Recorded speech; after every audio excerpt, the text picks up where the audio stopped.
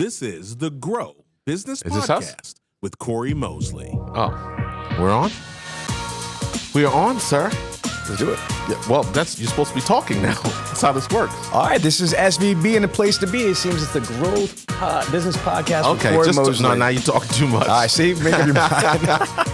It hadn't even come on now. This is just the intro piece. We got to coach you up. We're gonna coach him up. We're gonna coach him up, everybody. Welcome to the Grow Business Podcast. I'm your host, Cory Mosley. Now, for those of you who are streaming us on Spotify and Google Play and everywhere that we are, you probably didn't recognize the voice coming in the intro. Spoiler alert. It's not LG007. It's not Lon Graham this week. We have a substitute co-host with us today. Now, those of you streaming on YouTube, you know already the cat's out the bag because they're on video. They can see. You are not a upper-aged, balding white man. Shout out to LG007. LG007. Oh, we don't know why that happens. This is Willie H. Willie H, who you do know. Willie H is here. What's up? With some loose fingers back there. So hopefully he's got the right frame of mind on. I'm looking over at him to make sure he's got his... Are the levels, are we good? I mean, give me some thumbs up or something here. You know, okay, he gave me the thumbs up. So no one's eardrum should be getting lost today. I am joined by a special guest today. We've got a special guest host in, and it's a perfect time to have this conversation. This is the perfect person to have the conversation with. I'm joined today by entrepreneur, 20-year plus veteran business owner, Sean V. Bradley. Now, Yeah.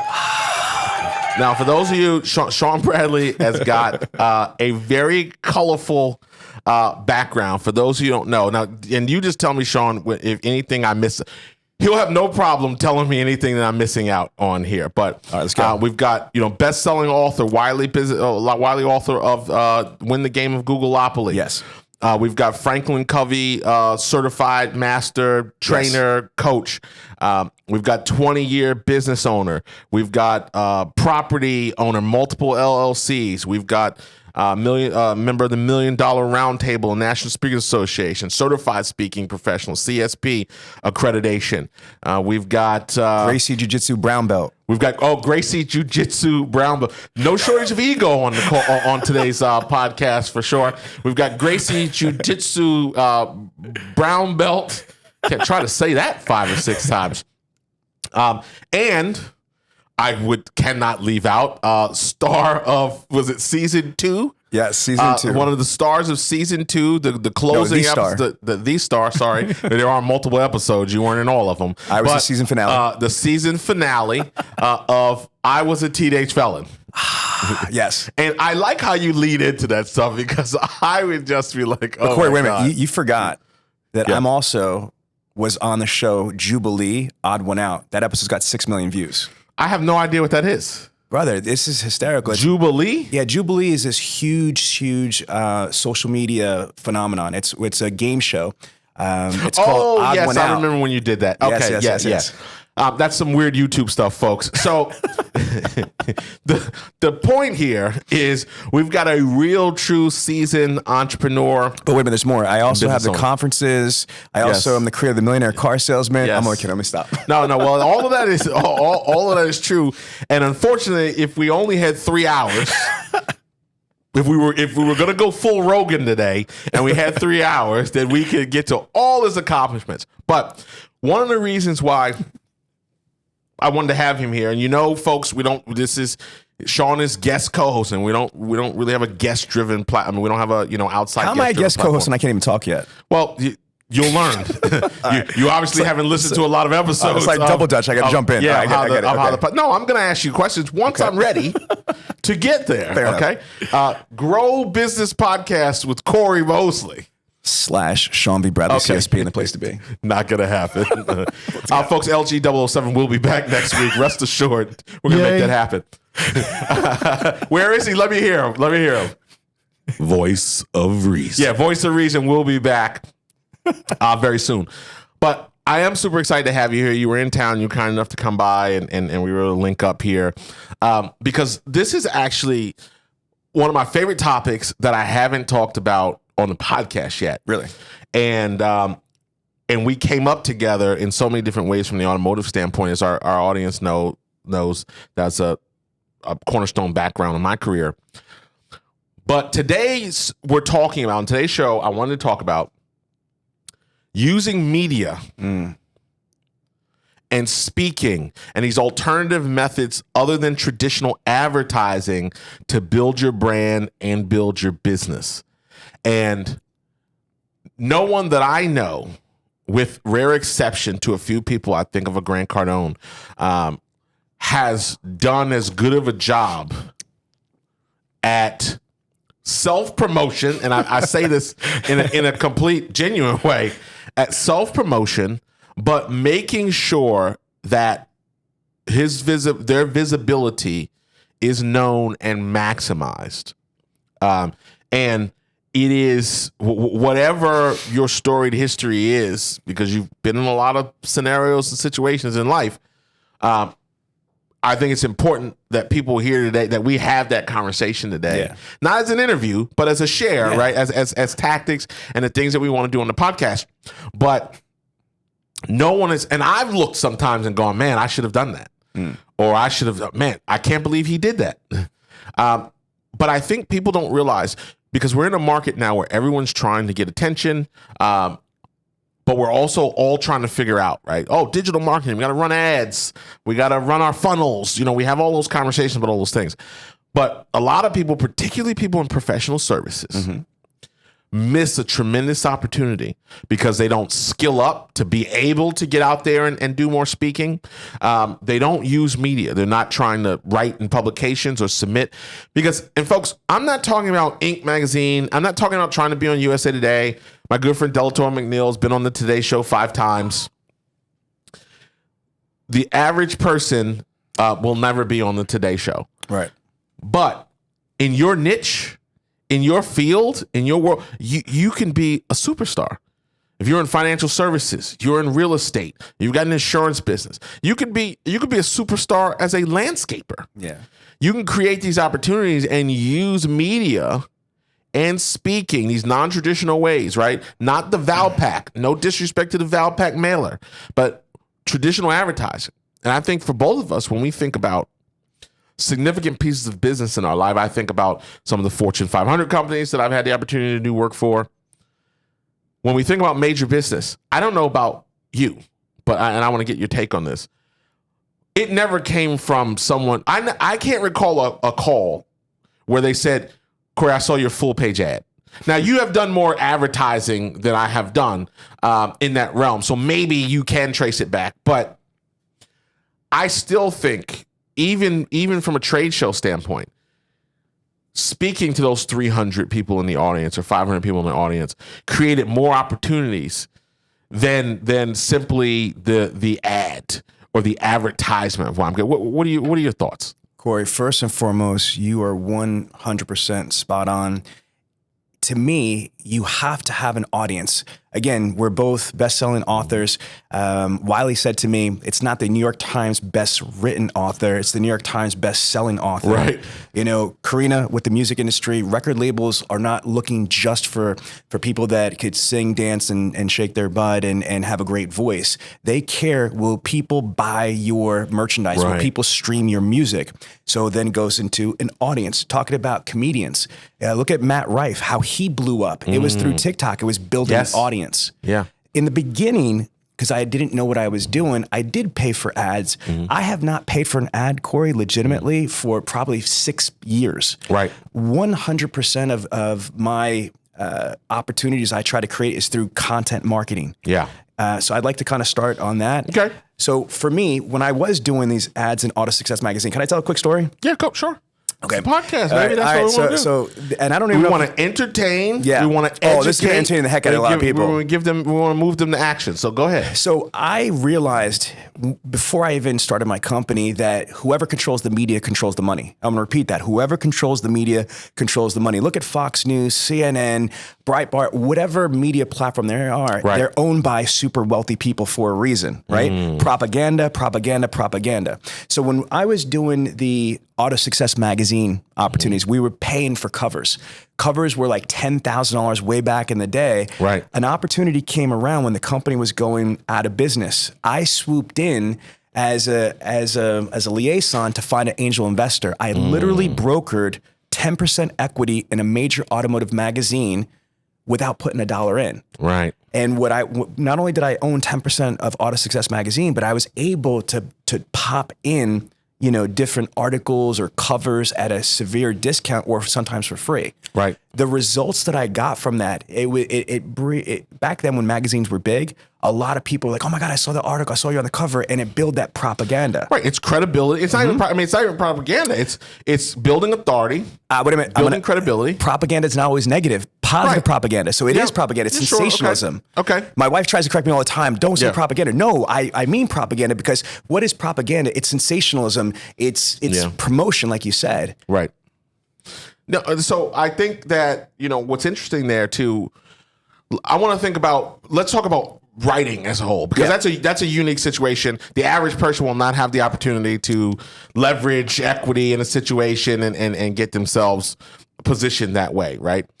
But let's talk about, because for us, our big thing is takeaways, right? We want everybody after every episode to have 5, 6, 7 kind of key takeaways, right? Okay. So when we think about building credibility, authority, and using media, particularly from a niche standpoint. So your largest, most successful business is in the automotive niche, right? We both built businesses in that space. Let's talk about writing first. Let's go. What are your thoughts on what impact as writing articles and getting them published, right? What has been, some impact things from your end? It's been extremely positive. So back when magazines were the main focus, I made sure that I had relationships, and I created those from thin air. Right. I reached out to editors. I went to the conferences that were hosted by the magazine companies. This is right here. This is key, right? Working those relationships and starting to know who's who, and to get an opportunity to get in front of them. Absolutely. So back then it was Dealer Magazine, it was Auto Success, it was Digital Dealer Magazine, it was Auto Dealer Monthly, it was Dealer Principal, and Automotive News. So I sought out these relationships and I asked them, what kind of content are you looking for? What is really important? So right there, right? When you are having these conversations, if you want to get published, if you're trying to get in articles, now there's a veritable cornucopia here, right? Because you can get it on online blogs, you can get in newsletters, you can get in so many different places. But one of the things you said is so important, because oftentimes, even we get, when we get media pitches and things like that, a lot of it's about who they are and what they're going to do and what they can do. Not asking the question, hey, what are your readers, in this case, what are your readers looking for? What kind of content is valuable to you? That's key. Asking that question and learning about the person you're trying to create a relationship with becomes key in terms of getting accepted in the media. Corey, to build on that, your point is 100% accurate, because think about if you're an editor or publisher of a magazine, a blog, a newsletter, or a chat forum or whatever medium it is, you're getting hit, especially if it's a good one that gets a lot of traffic. They're getting people submitting a ton of stuff. So how do you know if there isn't 3 different articles or 10 different articles on what you're trying to peddle them? What you want to be able to do at first, again, art of war, right? Sun Tzu says the key to winning is knowing when to fight. My business translation is the key to being successful is knowing when to engage, meaning you negotiate from a position of power. If you are new to this entity, to this medium, they don't know you, right. Especially if you're a fledgling and you're trying to build your business. So you want to not totally humble yourself, but just go humbly to them and say, how can I help you? What kind of content are you missing? What does your audience, need? And if I'm an editor or a publisher, I'm going to respect that because it's a different approach. Here's somebody that's trying to fill in a gap, fill in a hole, try to help me with my audience. Yeah. Willie H., are you here today? Because I know. Where's the effects? Come on now. Woo! When the church say amen. Yeah, come on. You're playing around. This is how we treat our guests. Come on. Put some respect on my name. Let's go. Yeah, exactly. Hit the buttons, William. Yeah, hit the buttons, William. Hit the buttons, William. Yeah, exactly. Come on. Let's go. Willie H. over there sleeping. All right. So, no, this is good because I think that is a critical component. So writing has been, now, what is your opinion on, for me, I've always written my own content. Now, it's acceptable to have ghostwriters or to have, now you've got, half the people are having AI write everything for them, which that's a different episode. What are your thoughts about an attack on authenticity there, or how someone should approach the content? Okay, my personal opinion, That's there, of course. yeah, is I don't believe in ghostwriters. Okay. I don't mean no disrespect to people that utilize them. That's just their thing. I am my own brand ambassador. You know what I Right. mean? Like, nobody will ever be able to convey or articulate my vision, my thoughts the way that Sean B. Bradley can. Right. However, with that being said, I'm also not a dope. The whole chat GPT and Right. artificial intelligence, I would use that absolutely to streamline the process, not use it to substitute yourself. Right. So I don't encourage you to just go to chat GPT and say, pump me out an article or a blog post. I would probably, use it and get it to be polished, Right. or get the opinion. I've used ChatGPT sometimes and I'm like, I don't like that. I like mine better. Yeah. Then I might turn on and use ChatGPT and say, do this in the Grant Cardone tone. I'm like, oh, I like that. I'm not going to use that. Shout out to Grant Cardone. Absolutely, Uncle G. We'll have to tag him up in this. Get him to flock jet on in and join us on Grow. So, okay. So writing, still an important opportunity. Absolutely. Because, and again, it's getting your thoughts. And I want people to be very clear. I don't care. I really don't care what your business is. Now, we spend a lot of time in the professional services. Most of our clients are professional services in B2B. Not, well, B2B, B2C, but professional services. If you're a landscaper, I always go to that. If you're a landscaper, you can put out content. You can write content on caring for your lawn, tips to keep your lawn green, how to properly aerate. Because the key is, most people don't want to do that stuff. Right. No matter how much the Home Depot commercial tells you or whoever Lowe's, you can do it, we can help. Most people don't. Because I can tell you right now, if you ever drive down my cul-de-sac and you see me out aerating, Willie H's eyes are getting big right now. If you see me aerating, or whatever it's even called, that's how far disconnected. If you see me doing any of that, I've been cloned.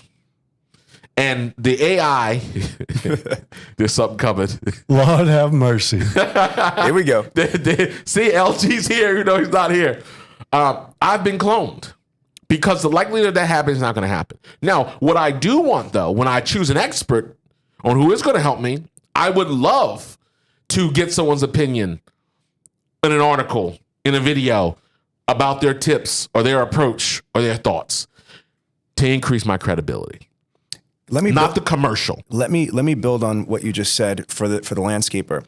The first part of the conversation started about publishing and writing, and to reach an already established audience. Yeah. But let's talk about the search engine optimization level. I did write the best-selling book, Win the Game of Googleopoly, right? You did. So if you In case you missed it, folks, when I said it 20 minutes ago. Right. So if you think about this, if you're writing an article, for example, to use a landscape thing, if I was a landscaper, I might write an article on the how to weed your yard, Right. or how to build, a garden, or whatever it is that's there. Because think about it, when people are searching Google for landscapers, or even simply how to weed your your flowers the best sure. way, or whatever it is, you want your article to be able to pop up, even Folks, if they're not looking that's for another you. guy who's not doing any gardening anytime soon. Yeah, absolutely no way. Apparently, flowers. What are these things called? I don't know. Whatever it is, gardenias. I don't know what's happening.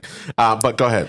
So that's the whole point, is that's the benefit of having content that's written out, is that you could publish this, whether it's on a blog post, or you could create back pages, on your websites. Right. And the idea is, if somebody in your area in Richmond, Virginia, goes to Google and says, what are the best ways or easiest ways to weed my yard Sure. or my flower bed? You want your article to pop up. And Right. this is another way that you could have business opportunities. Yeah, because the problem that I see with direct that marketing, like I use Valpak as an example because it comes in the area, and I open the Valpak and I look through it, so it's not like, oh, it goes in the trash. I look through, but there's 6 people that have ads for gutters. So now I'm just looking from ad to ad to ad. I'm not looking, there's no thought leadership. There's nothing that is connecting the dots for me right there. It's just now ads. Now somebody's got a coupon, or maybe I'm making all the decisions that as a business owner, I don't want someone making a decision. I don't want to be commoditized. I don't ever want someone to say, get me a business consultant and line up 10 of us. I want people saying, get me Cory Mosley. Right? Yes. That's what we're all after, particularly in this genre of business. So, okay, we've got articles. Let's talk about one of our bread and butter, speaking. Oh yeah. Right? So both 10-year members plus of National Speakers Association, both hold CSP category, albeit you were a year ahead of me. That's just the paperwork. That was not a qualification thing. That was paperwork. I believe I'm 7 years younger than you are. So that wasn't that. But I am in the $1 million speakers group though. But I am in the $1 million speakers group though, correct? Yeah, again, paperwork. So let's talk about the impact of speaking. Because, of course, we all know the funny adage, most people would rather die than speak in public. What impact? I know the answer to this question, but I want our audience to understand, because it's such a miss, particularly when I'm coaching. I coach people that have like SaaS companies and things like that. And I'm pushing. We're talking about LinkedIn ads. And I'm like, dude, why aren't you submitting to speak at 5 conferences? Right. Sharing that thought leadership. They're missing the boat. What impact? Let's talk about the impact that speaking has had on our businesses. It has made me a multimillionaire, point blank. It is almost everything. Cory, you know that I just secured an OEM deal with Toyota manufacturer in the Chicago region. How I got that opportunity is they saw me at multiple conferences. They saw me multiple times, and they were enthralled. And they were like, you know what? I think he's good. Let me go see him again. And this is a major manufacturer. We're talking about Toyota here. If I didn't speak at certain events, I would have never been on their radar. Well, I'm going to tell you, my largest client, the client that has brought me the most business in my career, saw me speak. There you go. At an event that I almost was I'd say lazy. I just didn't feel like it was not a paid event. It was not a paid gig. Right. So for our speakers out there, who are coin operated, right? You hear, they call that in the business speaking for business, right? So I was like, I'm going to go out there, Vegas, on my own dime. Maybe something happens for a 35-minute, and then it wasn't even like a full hour keynote or anything. It was like 35-minute breakout session. And I'm like, And at the last minute, I'm like, you know what? Don't be dumb. Send it in. And that person came to see me speak, sought me out to see me speak. And that completely changed the whole trajectory of our business. And it put me in the OEM business, which I've been in for 10 years now, having corporate clients for over a decade. From that major, it wasn't the first deal, but it had gone on to become one of the most significant. So in my bio, when I talk about doing work for Mercedes, Volvo, Audi, General Motors, when I talk about that list, that all can be sourced back to speaking for free. At that time, Daddy don't do that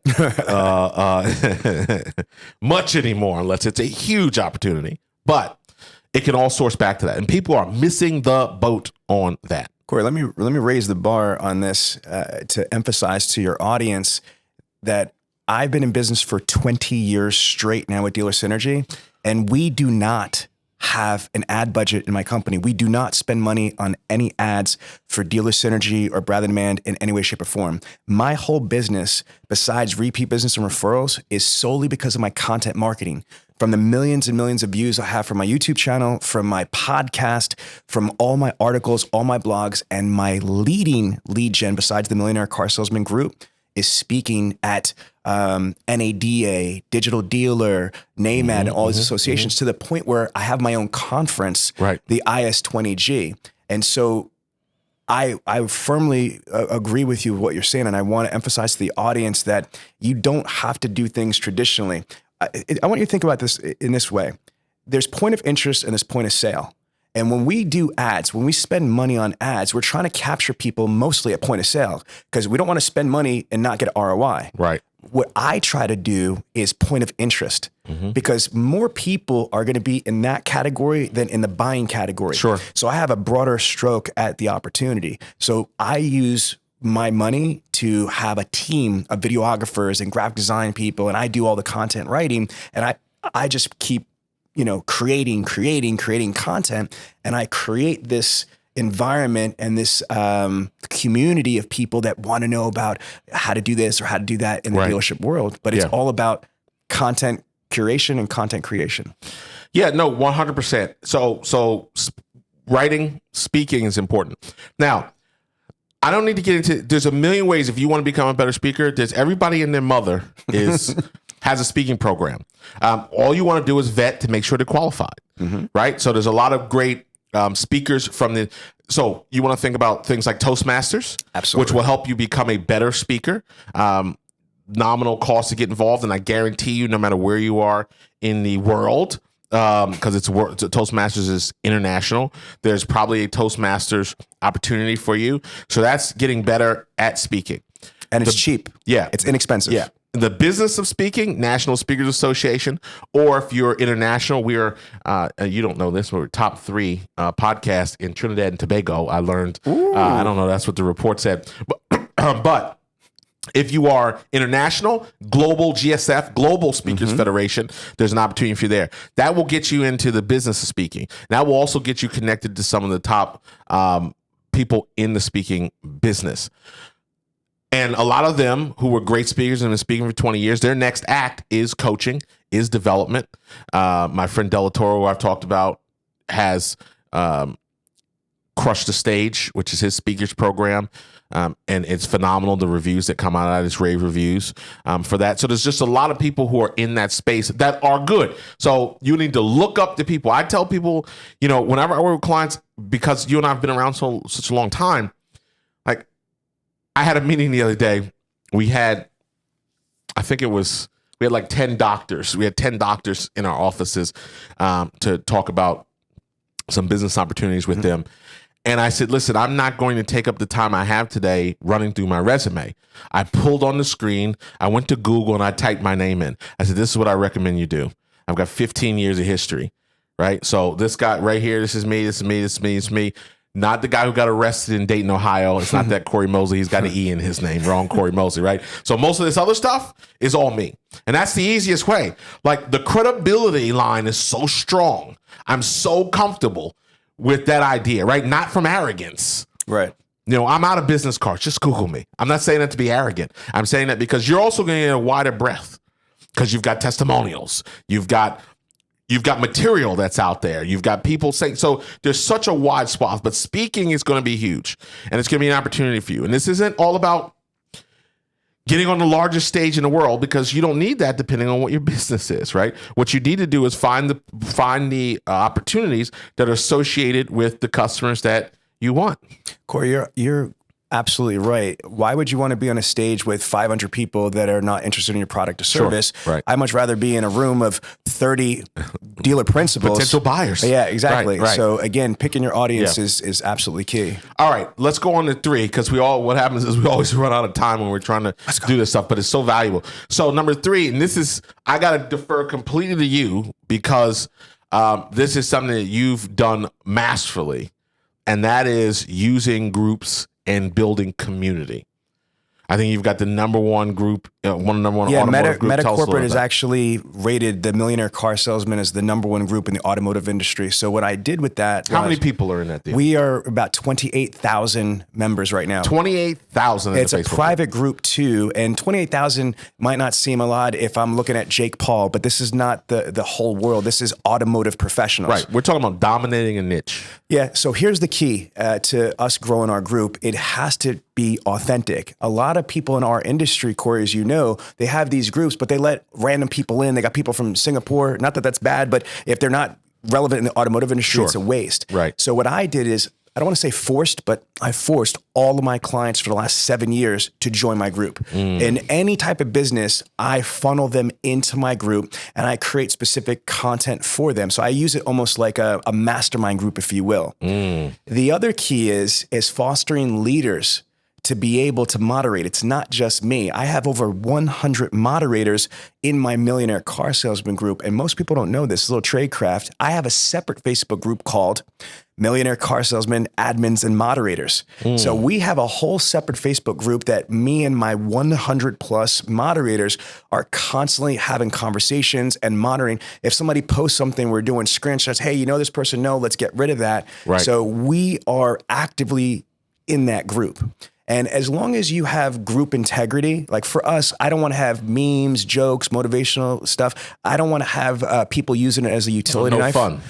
It could be fun, but I want it to be a mastermind group. You could I know what you mean, but no, but seriously, I don't want stupid stuff in there because I have owners of multi-billion-dollar businesses and multi-million-dollar businesses in there.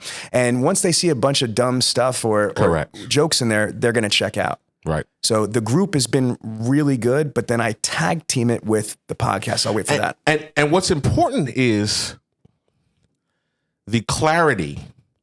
This is not checking the box. Oh, I wrote an article. Oh, I listened to Cory's podcast and he told me to write articles. He told me to speak. So I went out and I spoke at any place that I could, even if the topic made sense or there was the right people. I wrote an article and I put a blog post up, whether it was any good or not.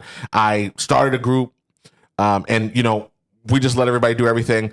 We don't want to check the box. So this checklist or these opportunities have to then come with work, a plan, clarity, and intentional purpose. So when he says starting a group, you don't get 28,000 people in your group by just having a group and having it be nonsense, right? So there is intention. There are rules of engagement in there. People can get thrown out, and you set it up to be a certain way to have certain things happen so people can go to it as a resource and have an outcome. So anything that we're talking about here, there has to be intention. If you're going to go speak, you need to create content that is engaging, that is going to solve a problem. You need to learn how to be someone entertaining, even if your topic is boring as all get out. Right? So there's skills. There's investment. There's investment in getting those skills.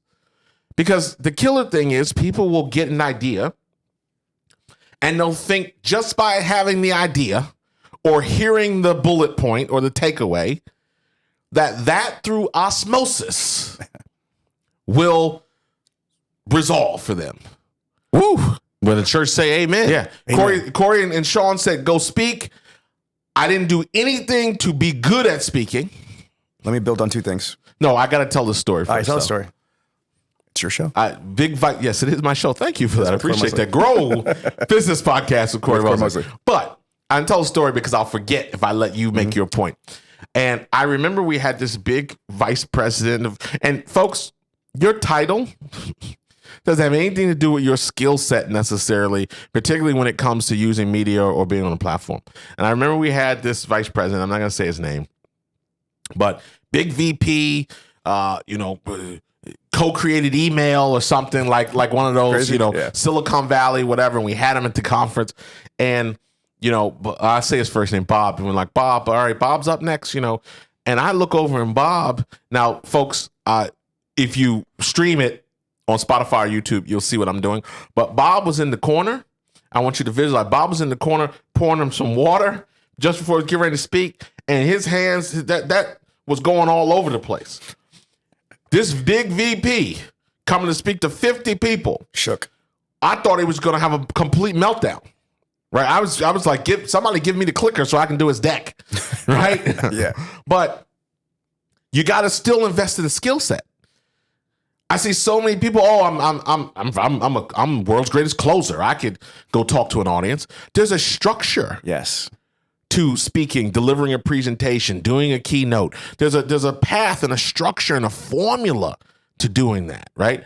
And that is so important. And that's always been something quietly, like as a professional speaker, we look at things differently than the VP of sales going to do a presentation. Would you agree? Absolutely, Cory. Yeah. Absolutely. It's just a technical, and then people think you can just get up and scream for an hour, and that's powerful. No. Hold on, Buckaroo. Yeah, exactly. All right. What were you going to say? You still remember? Yeah, absolutely. Okay. So Oh, Bob. going back to the whole group concept, what I want I to... thought he was going to die. Really? Go ahead. No, I've actually interviewed people and it's the same thing. They're subject matter experts until they're on stage or the cameras are Until on. they got to talk about the subject. Yeah, exactly. I didn't know there were going to be questions here. So the pro tip on the groups is this. You need to have a clarity and a realistic expectation. I don't want people in your audience that are going to listen to this and start a Facebook group, and then they got 3 people in and say, oh, this doesn't work, and then abort. Right. That's the problem with people is they don't take enough time to let it grow. Yes. And here's the thing. If you only have 1 member of your group or 2 members in your group, don't act like it to yourself. Right. In your mind, you've got to think that you have a group that's got millions of people in it. Because if you treat it like you only have 1 or 2 people in the group, that's all it's ever going to be worth. And sometimes people are, they're self-defeating. You know what I mean? They don't see instant gratification results, so they abort. So I just want you to have some endurance, some perseverance. Would you agree? No, I agree 100%. I mean, I think, even with what we're doing here, right? If I relied on, the stats from episode 1, I wouldn't, shout out to my mom who streamed the show for me and my wife it's mandatory streaming. I watched an episode or 2. Yeah, you watched an episode or 2. And listen, my Field Shop podcast, you were my first guest on my podcast like 4 years ago. And you get busy, like it just look at us now. It wasn't in the long, right? It wasn't set for the long haul. So if I judged one on, the episodes that we're up to now, I would have stopped. No one cares. But again, let's be reasonable. No one, who knows me, right? You have to be known, and you have to continue that process and then commit to the intent. I want someone to leave every single podcast. So it's not, can we just talk for 45 minutes? I want wholeheartedly, that's part of my authenticity, right? Wholeheartedly, people to come away with something, to listen to this, be entertained, say that boy was crazy. Yeah, they said some crazy stuff. There were some crazy stories there, but to have actionable things.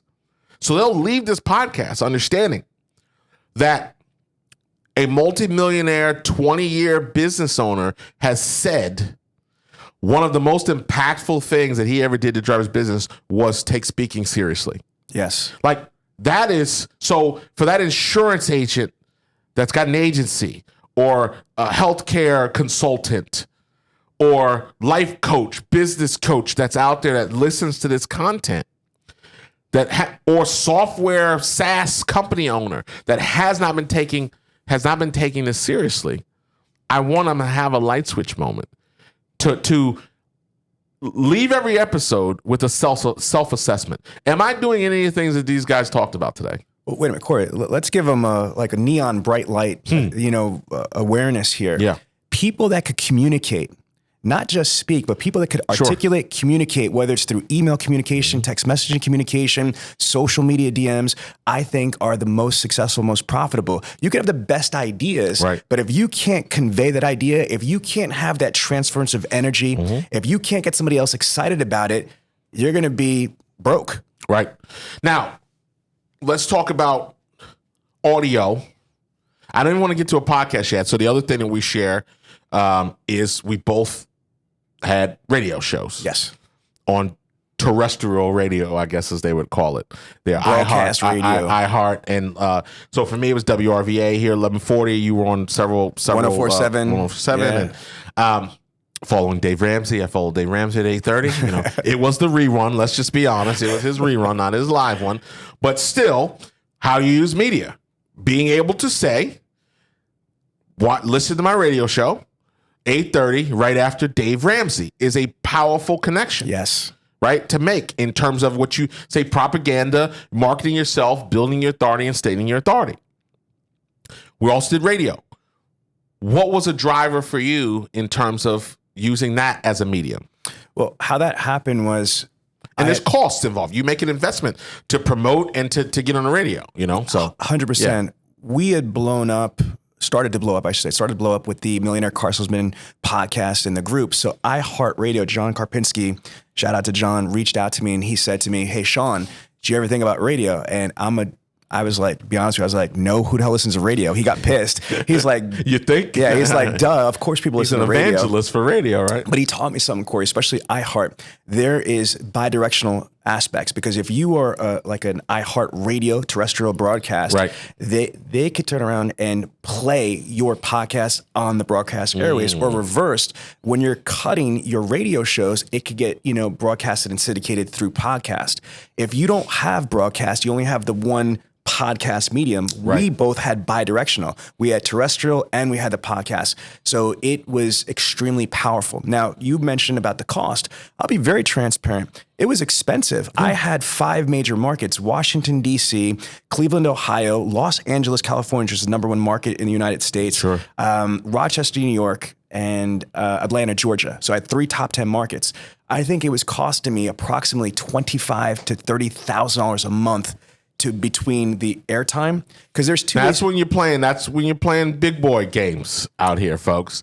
So yeah, so that is an ad budget, right? I mean, that is a budget there. But what I did was I had a choice. I could have worked for iHeart, but then I would only have gotten a percentage. Sure. I learned that I could buy my own airtime. So I'm like my own production company. Right. So I went to vendors in our industry like AutoWeb, Cars Direct, right, VinQ. These are huge companies, and I sold ad space on my radio show.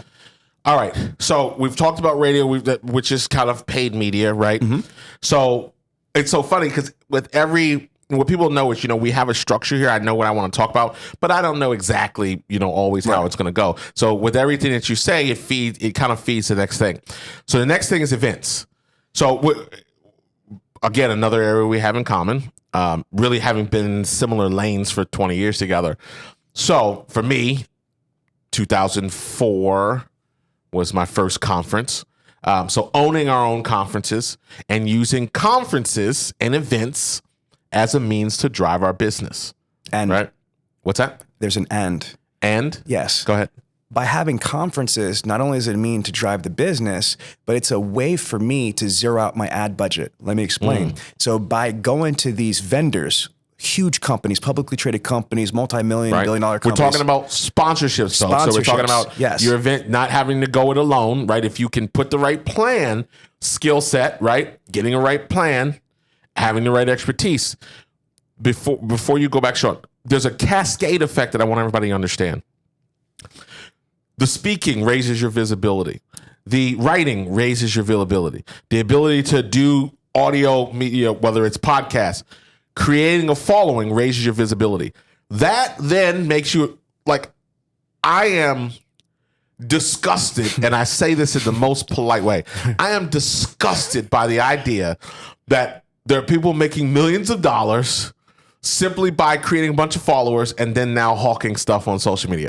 I am disgusted by the 22-year-old who's got 1 million followers and it's like cups. 22-year-old. How about the 7-year-old kid, Ryan? Yeah, he's an anomaly. Like Ryan sells toys. Yeah, that's just stupid. Right? 110 million. But I am annoyingly disgusted by this idea. But doing all of those things, and again, you doing those things in your niche, right? Yeah. Because now I can get, if I'm a CPA and I'm speaking about small business taxes and I'm writing about small business taxes and now I have an audience of entrepreneurs, when I go to QuickBooks or Bench or companies that have services in that space and I say I'm doing a conference. Yes. And it's $5,000 for a table. I'm expecting 300 small business owners, your target demographic. It now is a much easier opportunity because they've heard of me before. And if they haven't, I could send them, here's some articles. Here's my last 3 articles. Here's my podcast that I recently did. I can send them that to create that ecosystem, right? So because I think we skip over stuff a lot of times. So it's like, great, I've got conferences and then we have sponsors and it's great. But it's like, how did that come to be? It's because they want the association with the value. They've seen the content that you put out. They know that you can bring an audience or you can connect those dots. So go ahead, talking about events. Yeah, so instead of me having an advertising budget of X amount of dollars per month to put ads out there, I have an upcoming conference coming up in April, and I have all these sponsors with the deep six figures of money that I raise in sponsorships. I'm using that for the ad dollars. So when I said I don't pay for ads, I don't. My sponsors pay for my ads. And so I get to double dip. Not only do I get them to pay for the event, but me and the sponsors are creating an environment for all of our prospects to go. So I make the money up front, and I get to be able to cherry pick the prospects at the end result. Right. And the key here thing is that we're not saying this because it's easy. No. But the path is very well defined, right? We need X, Y, and Z to happen. Now, how you make X, Y, and Z to happen, that's why it's got to be more than one thing, right? You can't go from pure obscurity, as Grant would say, you can't go from pure obscurity to then go to ADP and say, hey, can I get $30,000 so I can, buy out the Westin and bring some people there, right? So there are steps in that process, but these are the vehicles that create the ecosystem. So because everybody and their mother is sitting around going, oh my God, how can I'm wasting money on Facebook. I'm not getting returns. They're hiring agency after agency to figure out their LinkedIn and the one magical ad is going to solve and resolve. Nope. They can be taking control. I mean, one of the reasons why we create the studio is to give coaches and consultants and founders an opportunity to control their media, to be able to come on, get interviewed, get seen, and push that content out in the market. We have to be able to take control over that. I didn't have time, and I didn't have time for, in our industry, automotive news to decide I was good enough to come on. I didn't have time for that, right? Because your value proposition creates those media opportunities. So in that world, the CBT Newses of the world, shout out to Jim and Bridget Fitzpatrick, which have been amazingly supportive in everything we're doing, and created an opportunity where I hosted my own show for 3 years. Now, that was a win-win. Jim didn't do me a favor. Right. I brought value to his audience, and he gave me an opportunity to create value and authority on my end. That's what win-win scenario. That's how you can use media and use media outlets and sources as a win-win. Now, if I sucked, it would have been grand opening, grand closing, right? There wouldn't have been 3 years of Progressive Retail, which was the show. There wouldn't have been that. There would have been one episode.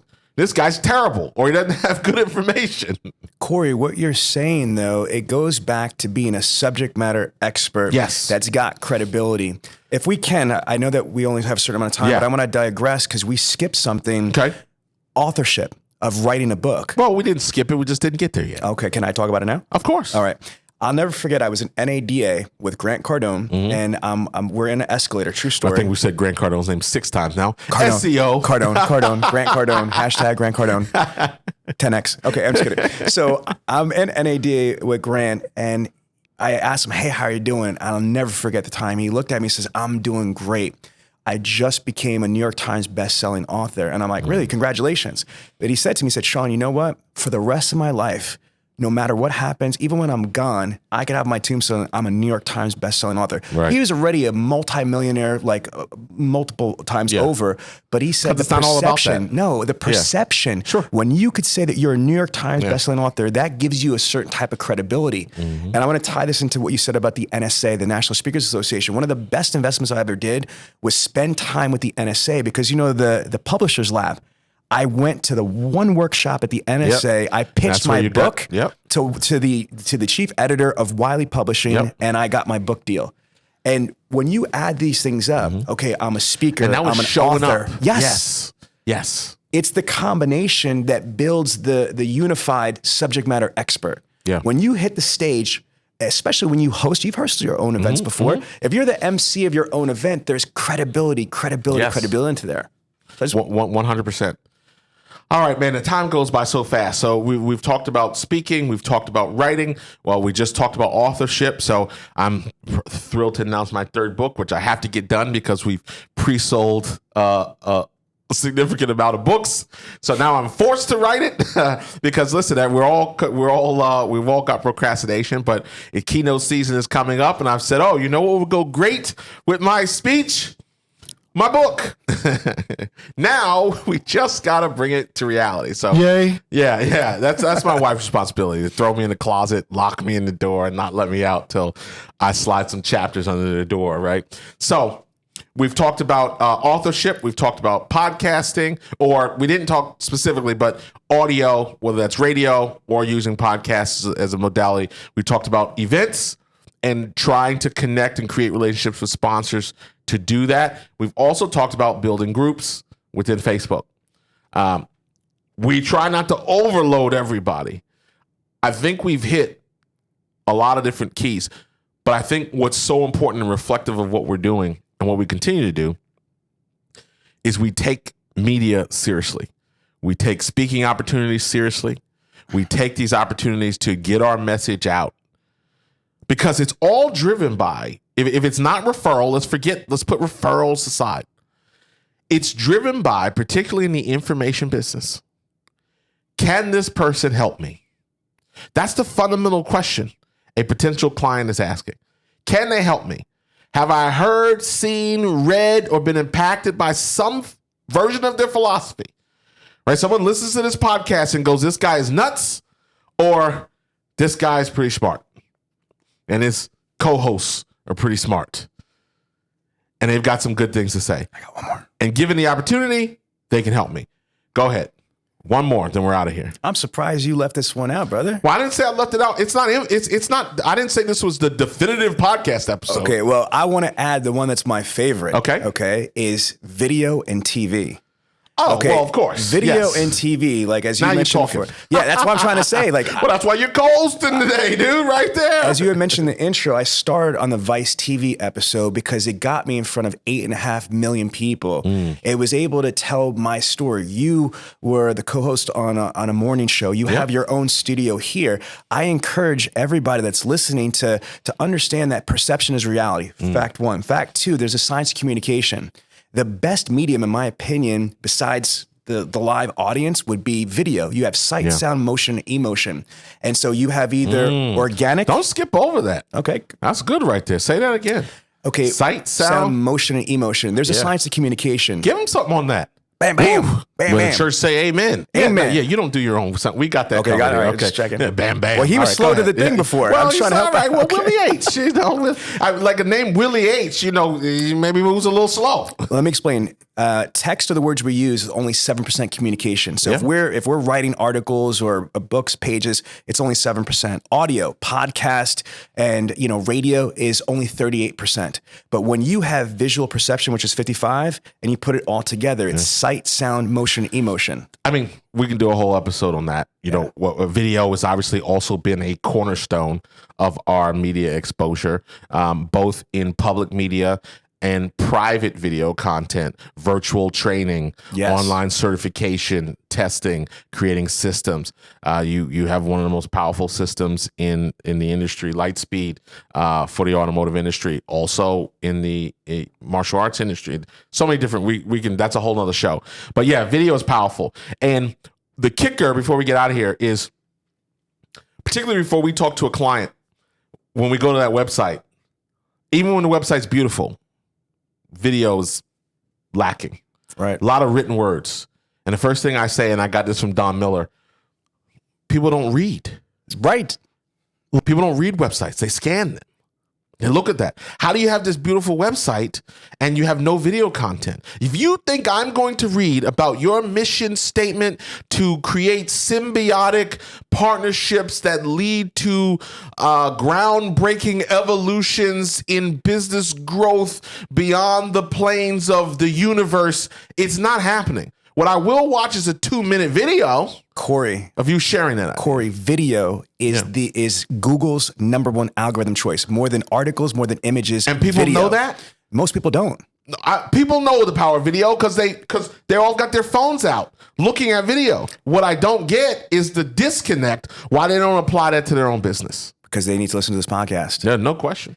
That's a great way to end. Yeah. I was trying to give you an alley-oop because you have organic video or you have TV shows, but you also have the ability to be able to find organizations that are going to be able to help you create those video assets. I want you to I'm challenging everybody to make a commitment, particularly in this video side. But everything that we've talked about today, I'm challenging you to write down those bullet points, to break those down to those keys that we made and figure out, give yourself a plan. You know, I believe in short-term, mid-term, and long-term. Too many people make huge goals and have no micro ways to get to them. Too many people make micro goals and don't think about the bigger picture. So I'm challenging you now, before we get out of here, is to take down these key areas that we talked about here. I think it was about 7 that we got to today. And decide what you're going to take action on. I don't care about low-hanging fruit.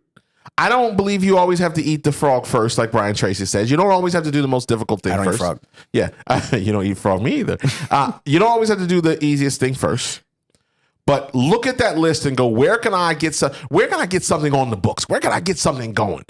Can I get an article out? Can I get what can you do? Set your short-term, mid-term, and long-term goals and approach to that, and get to all of them. But set a path out and take action on that. All right. We got to get out of here now. Let's go. Or else we're going to go full Rogan.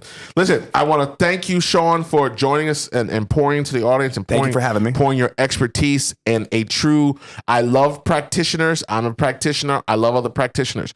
We're going to leave this podcast and we're going to go do the things that we're talking about. You're speaking somewhere next week. Your event is coming up shortly. I'm going to be keynoting. In St. Louis, Florida. We just did. We're going to be in Virginia Beach. We're going to be in Baltimore. The book is coming out. We have the video. You're listening to the podcast. You've got your podcast group. We are practitioners. And I encourage you. I love the greats. I love the people that have been around for a long time too. But people who are doing what they say and what they're talking about, I encourage you to continue to create alignment with those people because it's very powerful. So I thank you for all that you're doing. I thank you for walking in the stuff. You know, we're not waxing poetic here. Oh, you should do events and get sponsors.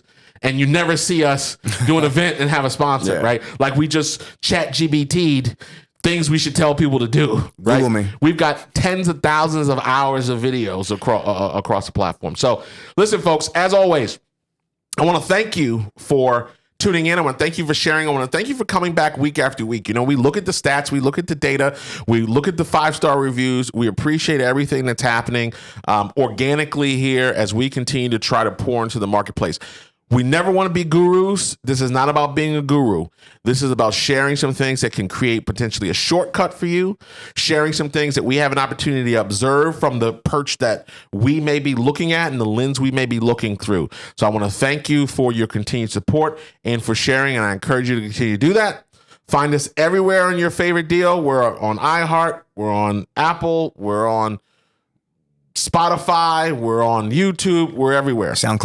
SoundCloud, not yet, but maybe we'll look into it. But I think we're doing well on where we're at. But thank you for adding more work to my team. Fortunately, that's not my problem. So on behalf of Willie H., who's here, Sean, thank you for joining us again. Thank you for having me. This has been the Grow Business Podcast. I'm Cory Mosley, and I will see you next week. Take us out, Willie H.